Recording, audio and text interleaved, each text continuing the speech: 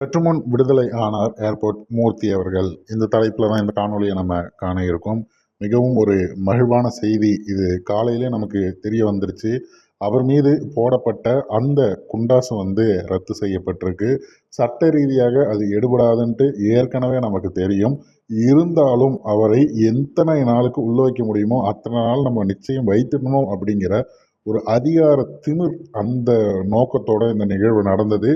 எல்லாருடைய கண் எதிரிலும் நடந்த அத்தனை சாட்சியங்கள் இருந்த போதும் நம்ம ஒரு நிரபராதியை பார்த்தீங்கன்னா குற்றவாளி போல உள்ள வச்சிருந்து அதன் பிறகு போராடித்தான் அவரை வெளியேற்க முடியுங்கிற ஒரு சூழல் இங்கே இருக்குங்கிறது அண்ணன் ஏர்போர்ட் மூர்த்தி அவர்கள் மூலியமாக நமக்கு தெரிகிறது. இந்த வழக்கு குறித்து எல்லாருக்கும் ஏற்கனவே தெரியும்னு நினைக்கிறேன்.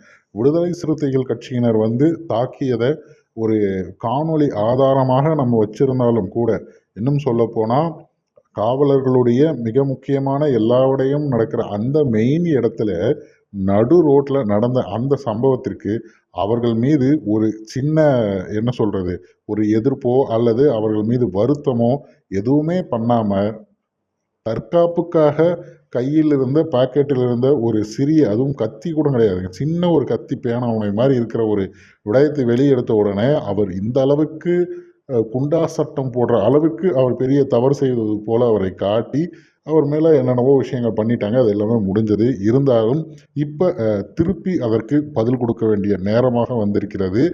நிறைய பேர் பார்த்தீங்கன்னா வரவேற்பதற்காக வந்திருந்தாங்க. நடிகை கஸ்தூரி அவர்கள், அப்புறம் மூத்த பத்திரிகையாளர் ஐயா அவர்கள் தான் இந்த விஷயத்தை முதல்ல அனைவருக்கும் தெரியப்படுத்துகிற ஒரு விடயத்தை செய்திருந்தார் ஐயா ஏகலைவன் அவர்கள். இன்னும் பல உறவுகள், நாம் தமிழர் கட்சி உறவுகள் எல்லாருமே அங்கே நின்று அவரை வரவேற்றிருந்தாங்க. அவரை பார்ப்பதற்கு ரொம்ப மன வருத்தமாக இருந்தது. நிச்சயம் அந்த வருத்தங்கள்லாம் போட்டும் சில நாட்களில் மீண்டும் வீடு கொண்டு வருவார்.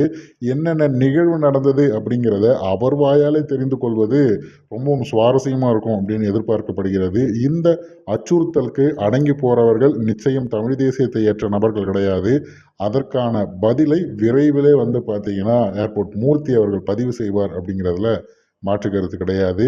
எலெக்ஷன் நேரத்தில் ஒரு தரமான சம்பவம் கிடைத்திருக்கு அப்படிங்கிறது தான் இதை பார்க்க தோன்றுகிறது.